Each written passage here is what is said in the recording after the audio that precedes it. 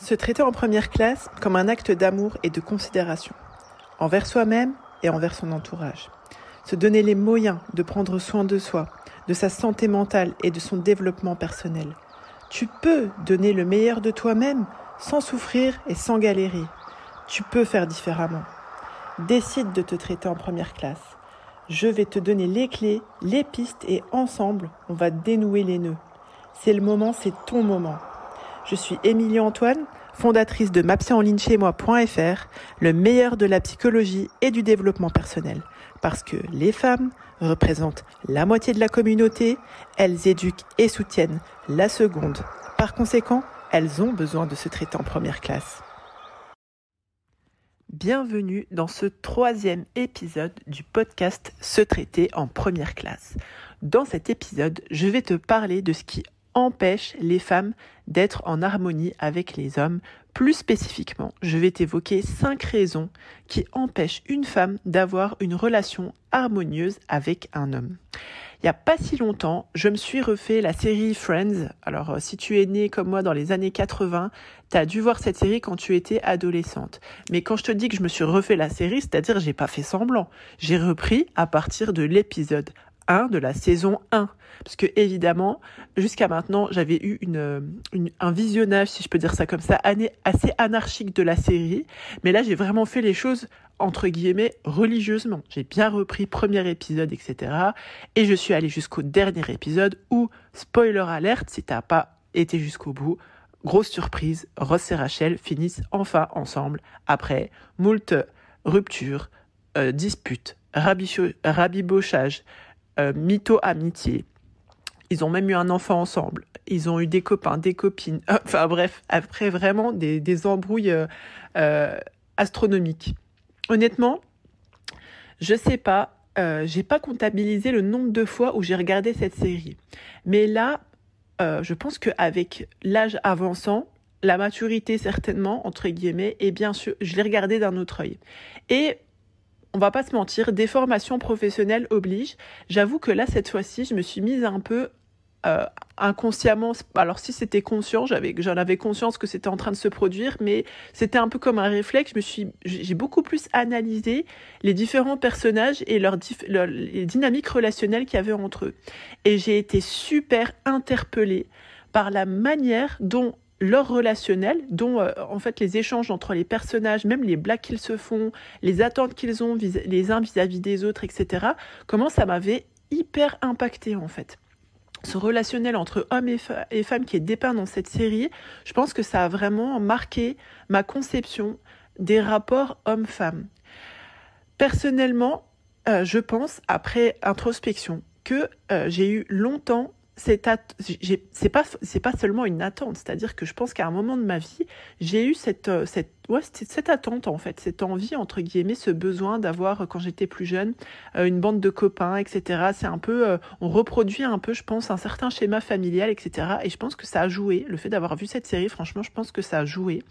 Et je pense également que ça avait conditionné en moi le fait de vouloir avoir un conjoint, un mari qui soit un peu aussi, entre guillemets, mon meilleur ami, avec qui excusez-moi l'expression, je vais me taper des délires, etc.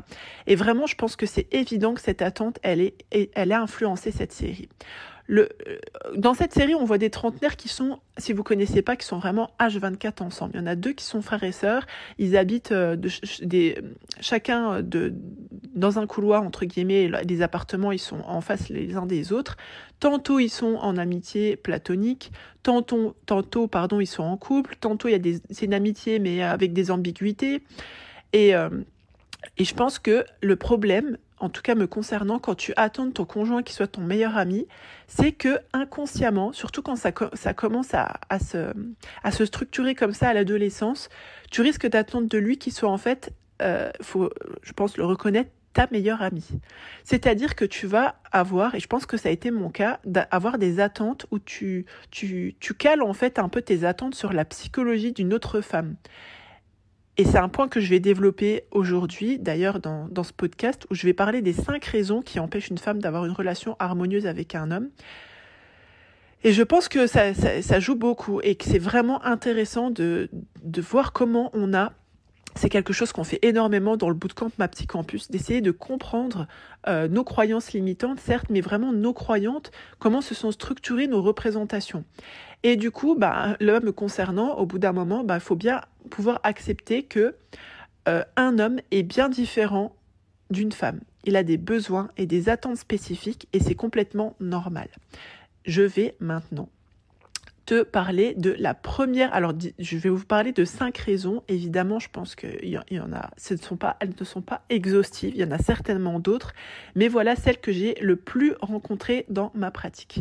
La première raison qui fait que tu vas pas avoir toutes tes opportunités de ton côté pour développer une relation harmonieuse avec un homme, c'est que tu n'assumes pas ce que tu veux.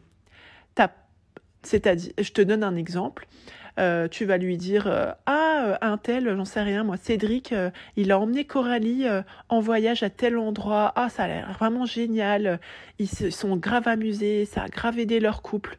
Toi tu fais genre, tu donnes une information comme ça, mais en vrai tu te dis, tu escomptes que lui il comprenne que en fait toi t'aimerais trop faire la même chose.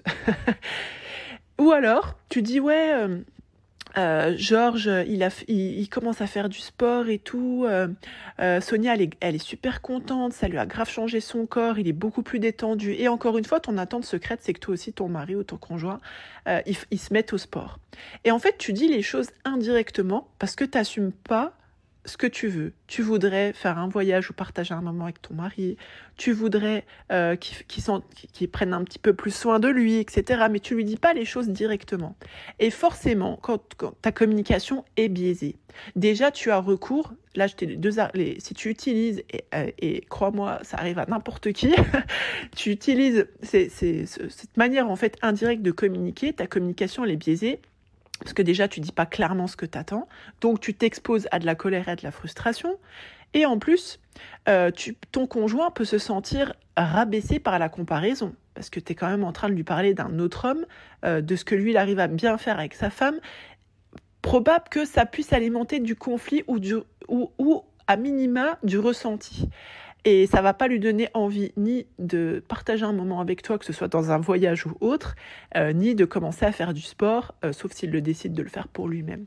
Donc vraiment, cette première raison, c'est quand tu n'assumes pas ce que tu veux, parce que tu as peur du jugement, parce que tu as peur du rejet, ça va pas aider à avoir une relation harmonieuse. C'est pour ça que c'est aussi mettre le doigt sur ses besoins, sur ses attentes, etc. Tout ce travail qu'on fait dans le bootcamp sur les croyances limitantes et les blocages sert justement à pouvoir après initier une communication qui est efficace. La deuxième raison que j'ai relevée pour vous aujourd'hui, tu acceptes. Alors je vais te tutoyer si tu permets. Voilà. Toi en tant que femme, si tu acceptes des choses qui sont inacceptables par peur de finir seule, du genre, si t'es avec ton mari, etc., tu lui demandes, je sais pas, de remplir un engagement qu'il a pris auprès de toi. Admettons, il t'avait demandé une dot et t'as demandé, je te dis n'importe quoi, un collier en or. Et quand tu lui rappelles ta dot, il te dit, t'as le droit, t'es une gratteuse. Ah, les femmes d'aujourd'hui, elles sont vraiment vénales. Oh là là, les anciennes, elles étaient pas comme ça, etc. Et en fait, t'accordes plus de crédit à sa parole, il commence à te mettre le doute. Et c'est inacceptable parce que lui, il avait pris un engagement. Donc, c'est inacceptable quand on prend un engagement. Il faut tenir son engagement. Mais c'est pas genre, il te dit, est-ce qu'on peut en discuter ? Et tu vois qu'il a vraiment pas les moyens, ou il te propose de postponer, etc. Enfin, voilà, il assume, entre guillemets, qu'il peut pas ou qu'il veut pas. Mais non, il te fait penser que le problème vient de toi. Et en fait, t'accordes plus de crédit à sa parole à lui, donc t'es susceptible d'être manipulé. C'est-à-dire que ce qu'il va te dire, t'es une gratteuse, t'es vénale, t'es une michetonneuse, tout ce que tu veux, tu vas te poser la question de si c'est vraiment le cas. Et du coup, ça te rend susceptible, entre guillemets, ça te rend sujette à la manipulation parce que réellement, encore une fois, t'as peur du jugement parce que t'assumes pas tes besoins. Si t'as besoin ou tes attentes, Parce que si tu as besoin, entre guillemets, voilà, ton attente, c'est d'avoir, comme je te disais tout à l'heure, un collier en or comme dot, parce que c'est ton besoin de te sentir valorisé, que ton mari, entre guillemets, il s'est investi pour toi et tout, et c'est ok, bah assume-le. Et du coup, ce qui risque de se produire quand tu acceptes comme ça des choses inacceptables, de te faire traiter de gratteuse, ou pire encore, le mensonge, la tromperie, le rabaissement, d'ailleurs t'es une gratteuse, c'en est un, et au final, tu commences à te remettre toi en cause, et ensuite, même si tu sens qu'il y a eu un préjudice, tu te racontes que tu as pardonné, alors qu'il t'a même pas demandé pardon, par bonté d'âme, ou alors pour des raisons, entre guillemets, de principe de pardon, etc., encore une fois, alors qu'il t'a même pas demandé pardon et qu'il regrette pas du tout parce que lui, il est déterminé là-dessus et toi, tu acceptes ça, mais tu te dis « Ah, c'est bon, je pardonne ». Alors que la vraie raison, c'est que t'as peur. T'as peur de finir, encore une fois, t'as peur de finir seule, t'as peur qu'il pense vraiment que t'es une gratteuse, mais si en fait il a pris un engagement et qu'il se dédouane de son engagement et qu'après il remet en question la légitimité de l'engagement qu'il avait pris à l'aune de toi, ce que tu lui avais demandé, le problème, il vient pas de toi, clairement. Donc, tu finis par accepter des choses qui sont inacceptables parce que tu as peur de finir seule. La troisième cause, la troisième raison qui peut faire qu'une femme ne peut pas vivre une relation harmonieuse avec un homme, c'est que pour exprimer tes attentes, tu fais des reproches. Et crois-moi, on passe toutes par là. Le tout, c'est vraiment de le reconnaître avec humilité et de pouvoir développer d'autres stratégies de communication et d'expression des besoins. Et c'est c'est une des nombreuses choses qu'on travaille également dans le bootcamp Ma Psy Campus. D'ailleurs, si tu veux nous rejoindre, tu veux rejoindre l'équipe des bootcampeuses, je t'invite à te rendre sur mapsyonlinechez-moi.fr/bootcamp. Donc, tu fais des reproches. Si tu fais des reproches au lieu d'exprimer tes attentes, c'est que tu as vraiment besoin de mûrir et de te connaître pour identifier ce que tu veux vraiment. En fait, il faut que tu passes un cap dans la manière d'interroger ce que tu veux déjà et dans la manière de l'exprimer. Évidemment, c'est pas valable que du positionnement d'une femme vis-à-vis de son mari, d'un homme. C'est valable en général quand on s'exprime en mode reproche, on s'exprime comme ça de manière générale. Mais ça vient d'autant plus nuire en fait à l'harmonie du couple. Du genre, tu m'emmènes jamais au resto, alors que en vrai, ce que tu voudrais, et souvent je remarque que quand on est resté bloqué, si je peux dire ça comme ça, au niveau du stade de la communication, au fait de pouvoir uniquement s'exprimer sous forme de reproche, c'est qu'on n'a pas vraiment identifié le besoin qui est sous-jacent. Typiquement, derrière tu m'emmènes jamais au resto, souvent c'est j'ai besoin d'avoir un moment privilégié avec toi.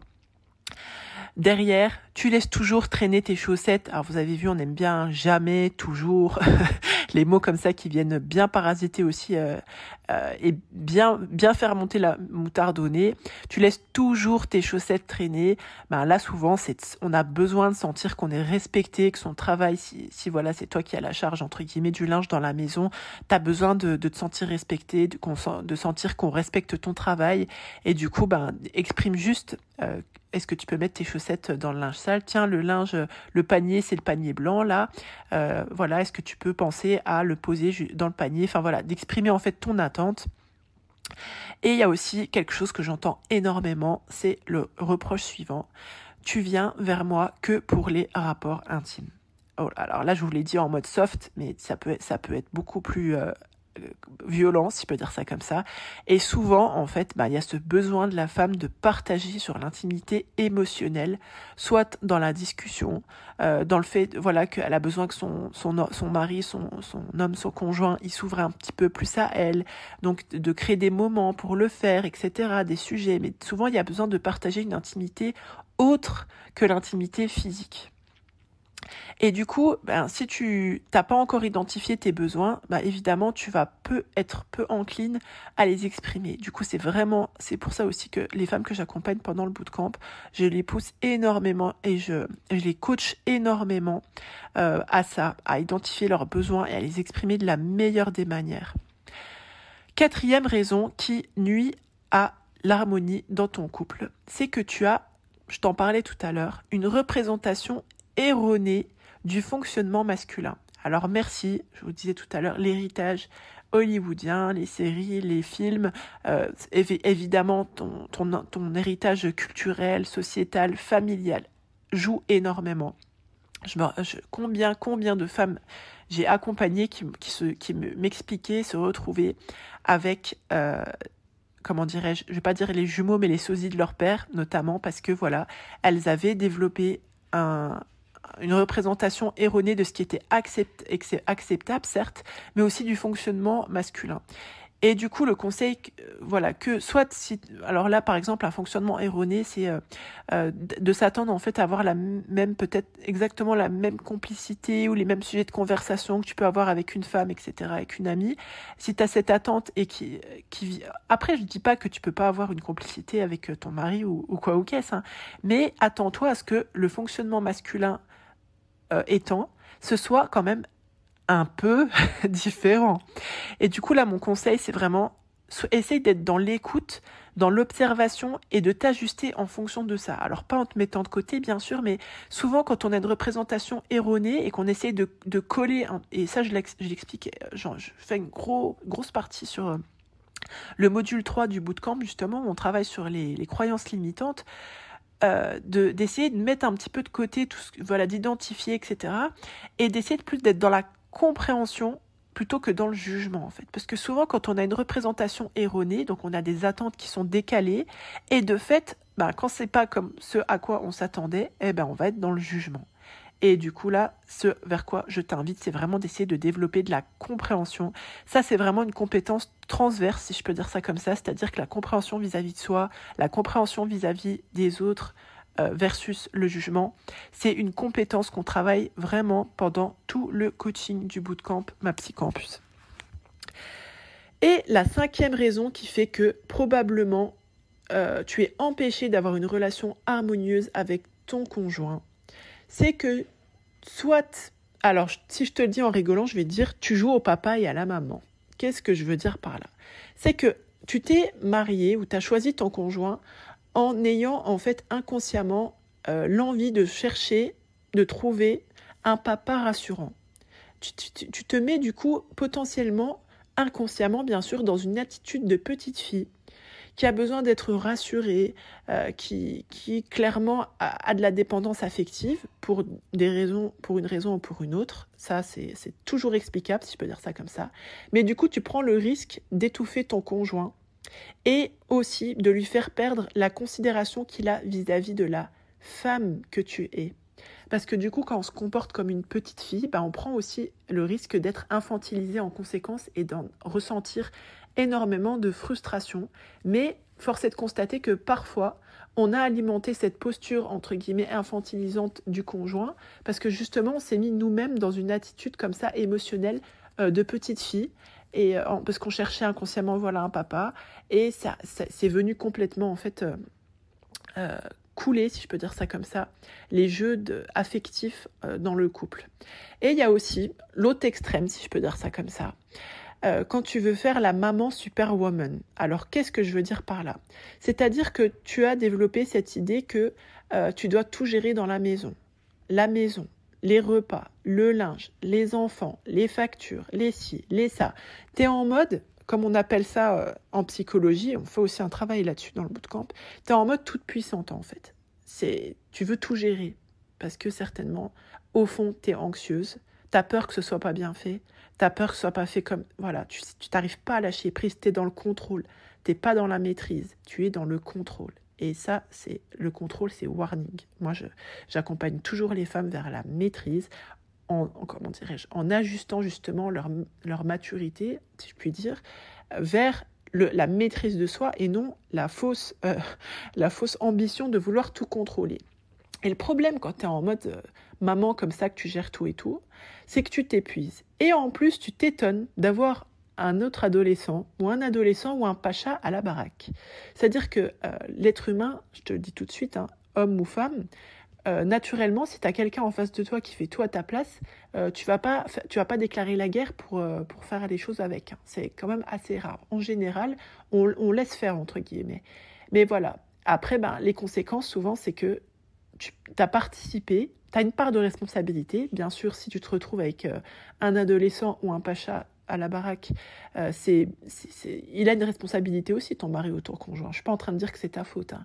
Mais voilà, il y a des explications, si je peux dire ça comme ça. Et après, je ne dis pas que tous les pachas ou tous les adolescents de 30-40 ans, ils sont comme ça parce qu'ils ont eu une femme qui était en mode control freak, si je peux dire ça comme ça. Non, non, c'est pas ce que je suis en train de te dire. Moi, je soulève des questions. C'est toi qui as les réponses.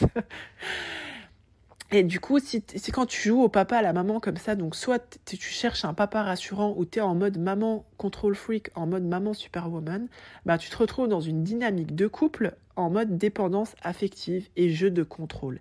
Et ça, autant dire que ça sape complètement la relation harmonieuse entre un homme et une femme. Donc vraiment, je t'invite à travailler sur ces principaux. En tout cas, moi, c'est ceux que j'ai relevés les plus courants dans ma pratique.